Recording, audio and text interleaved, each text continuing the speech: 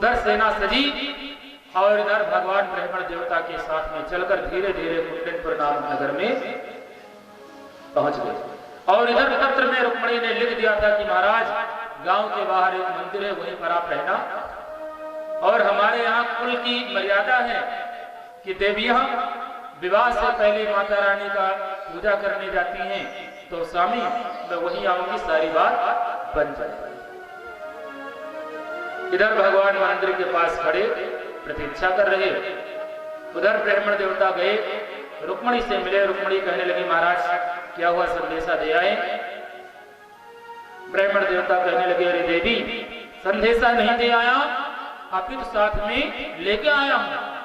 जैसे इन बातों को सुना रुक्मणी के कानों में मिश्री जैसी भूल गई और उनके आनंद का पारावार नहीं। राजन परीक्षित और इधर गाजे बाजे और बैंड बाजे के साथ में सुषपाल भी बारात लेकर के आ गया। दुल्हन एक बाराती दो तरफ से दूल्हा आया। अब इधर मंदिर के पास में खड़े कृष्ण को जब भीष्मक जी ने देखा तो हाथ जोड़ा और कहने लगे महाराज आप चलिए ना, आज हमारे बेटे का विवाह है, हमारे घर को जरा पावन पवित्र कीजिए। भगवान ने कहा जरूर चलेंगे। अब भीष्मक जी बुला करके लेके गए और उधर बारात आ गई थी, तो सब लोग सगाई का सामान लेकर के और शिषपाल के पास जा रहे थे। इधर भीष्मक जी भगवान कृष्ण से बड़े भाव और प्रेम से मिल रहे थे। अब सब लोगों ने सोचा अरे राम राम यही दूल्हा है, अरे इतना सुंदर दूल्हा भगवान मारो कुंडनपुर में इतनो नेक दूल्हा कभू ना आए, और अपने रुक्मणी जी को यही वर मिले। अब जो सगाई का सामान लेकर के जा रहे थे वो भी सोचने लगे कि हाँ यही दूल्हे महाराज हैं, तो सारा सामान कृष्ण के चरणों में चढ़ाने लगे। अब बताओ सगाई थी शिषपाल की और चढ़ गई गोपाल की, सारा सगाई का सामान उन्हीं के चरणों में चढ़ा दिया। तो सगाई थी शिषपाल की और चढ़ गई किसकी? गोपाल की। भगवान ने कहा अच्छा महाराज जी अब मुझे देर हो रही है। भगवान भीष्मक जी ने कहा अच्छा ठीक है प्रभु जाइए लेकिन दर्शन दीजिएगा। भगवान ने मन में कहा हाँ यदि विधाता ने चाहा तो रोज दर्शन होगा। अब इधर आए मंदिर के बाहर प्रतीक्षा करने लगे और उधर सखियों के साथ में माता रुक्मणी चल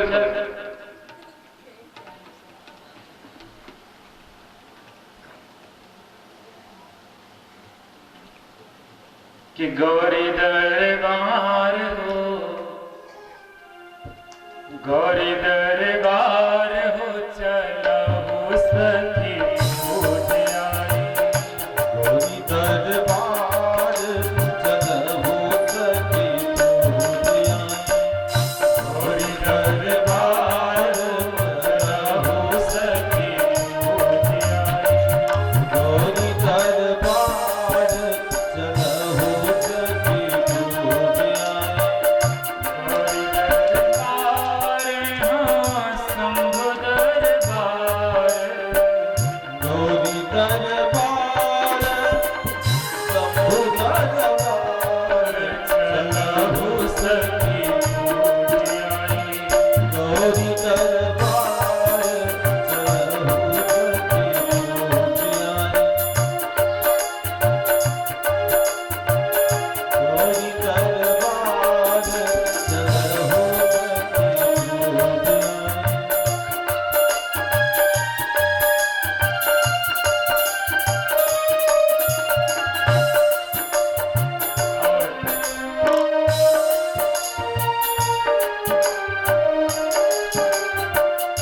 भोला जी के पूजन करबे सब सखी मिली। भोला जी के पूजन करबै सब सखी मिले। सब सखी मिली सब सखी मिली। सब सखी मिली सब सखी मिले। गौरा जी के करबे आज गौरा जी के करवे आज हो सिंगार हो चलो सखी शंभु दरबार चलहु सखी पूज आए हरि दरबार चलो सखी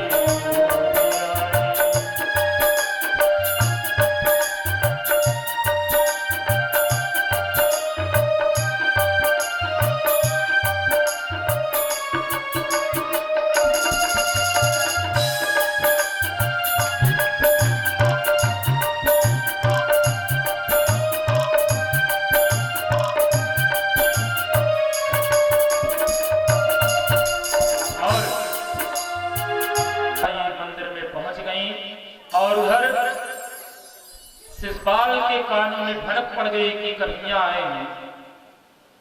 अब उस बारात में जरासंध भी आया हुआ था। शिषपाल ने कहा, अरे वो गंवार ग्वाला मेरा क्या बिगाड़ देगा। जरासंध कहने लगा, बस मित्र यही गलती मैंने की थी कि वो गंवार ग्वाला मेरा क्या बिगाड़ेगा। तो आज उन्होंने मुझे 17 बार हराया और आप वाला समझने की गलती मत करना। तुरंत आदेश दे दिया कि मंदिर के चारों तरफ पहरे लगा दो। चारों तरफ पहरा लगा दिया गया। और इधर जब रुक्मणी जी आई तो क्या देखते हैं, राम मैंने तो पत्र में लिखा था वहां कोई नहीं होगा, यहाँ इतना विकट पहरा। भगवान क्या सोचेंगे अपने मन में कि देखो रुक्मणी में से कैसे बुला ली। अब इधर जब भगवान जाने लगे तो रुक्मणी जाने लगी तो जो पहरेदार थे वो सब भगवान की माया से रुक्मणी को देख देख करके चकित हो गए। कहने लगा, अरे भैया देखो जो देवी पूजा करने के लिए आई हैं, अरे इनकी कितनी बड़ी बड़ी आंखें हैं हिरनी जैसी। एक सिपाही कहने लगा, अरे भैया अरे हिरनी जैसी आंख है वो तो नहीं है, अरे इसकी चाल तो देखो कैसे अजब गजब। अरे भैया इसके शरीर तो देखिए, अरे कितनी सुंदर साड़ी पहनी हुई है। अब जितने पहरेदार थे सब एक दूसरे के ख्यालों में खो गए। अरे पायल की आवाज देखिए कैसे छन छन बज रही है, छन छन पायल की आवाज करती हुई, ये तो अत्यंत सुंदर लग रही है। और तब तक धीरे धीरे रुक्मणी पूजा करके मंदिर से बाहर निकल गई और सब पहरेदार ताकते रह गए, देखते रह गए। इधर भगवान ने रुक्मणी का हाथ पकड़ दिया। पहरेदार कहते रहे, देखो देखो देखो कितनी सुंदर जोड़ी। भगवान ने रथ में बिठा लिया और घोड़े वायु वेग से चल पड़े। अब सब कहने लगे, भैया घोड़े को कान देखो उच्च स्तर जैसे लग रहे हैं। अरे वाह विधाता ने कितनी गजब जोड़ी बनाई है। एक कहने लगा, अरे तारी के ये बताओ इनका गुणगान करने आए कि पहरा करने आए हो।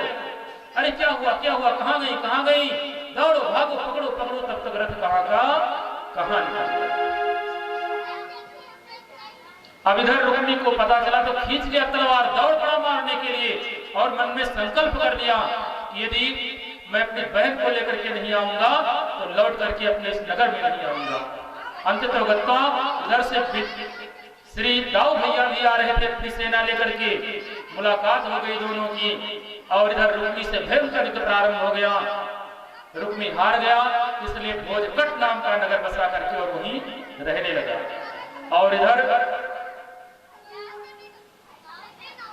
शिषपाल कहने लगा, मित्र अब बताओ मैं क्या करूंगा। जरासंध कहने लगा, अब क्या बताएं, देवी जी तो भाग गई, अब क्या किया जाए।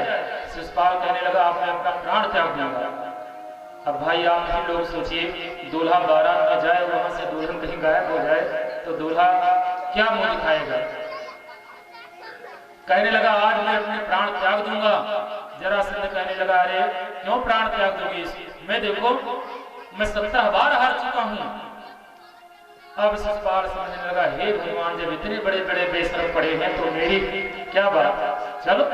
और तभी से शिषपाल भगवान का कट्टर दुश्मन बन गया। और इधर रुक्मिणी को लेकर के भगवान आए। नंदलाल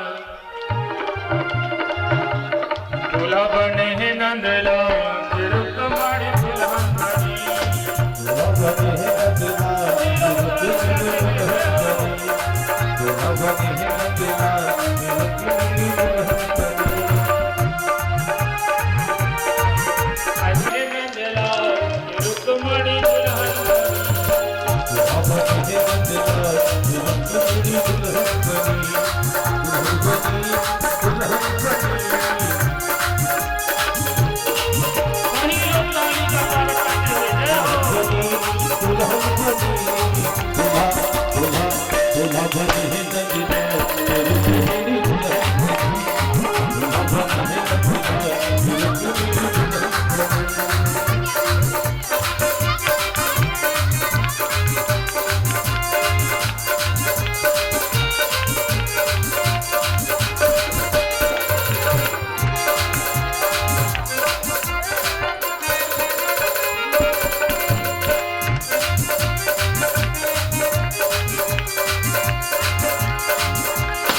रुक्मिणी पहने है सतरंगी साड़ी।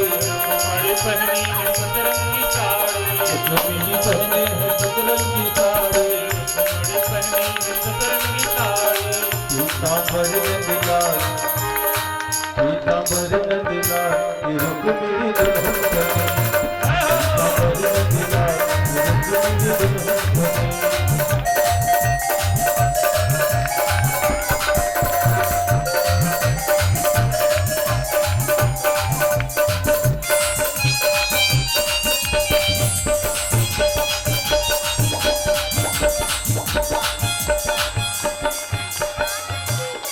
रुक्मिणी पहने है मोतियन माला। रुक्मिणी पहने है मोतियन माला।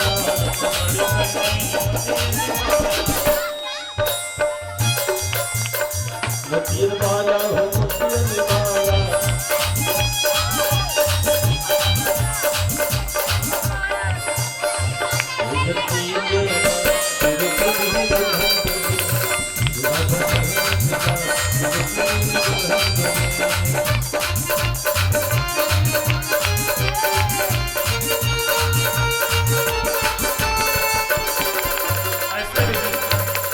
ऐसे नहीं, उस तरह विवाह में तो सब लोग हाथ उठा करके और सब लोग नाचते हैं।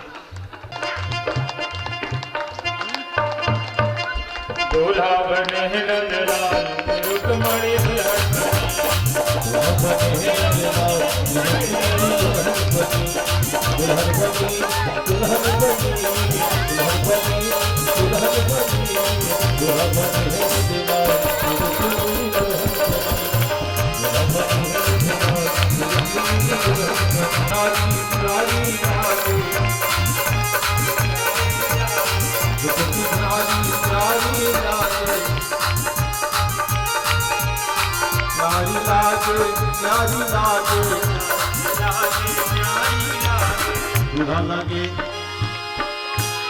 दूल्हा लगे रे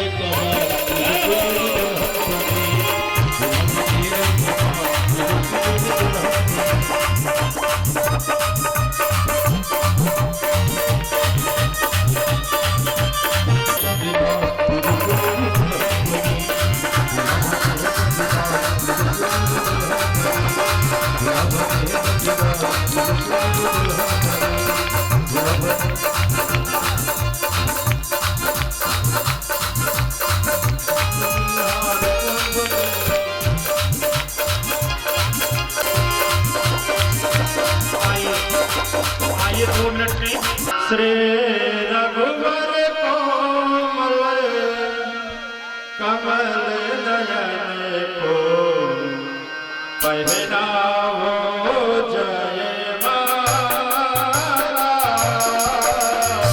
पहनाओ जय माला। श्री रघुवर कोमल कमल नयन को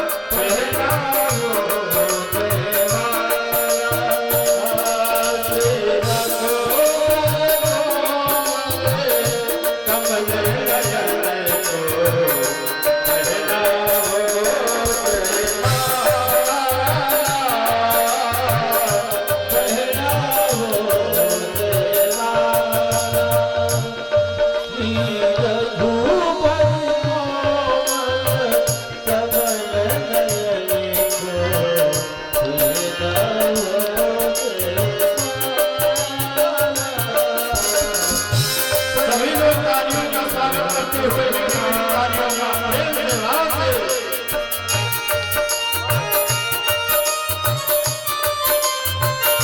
बोलिए दुल्हा सरकार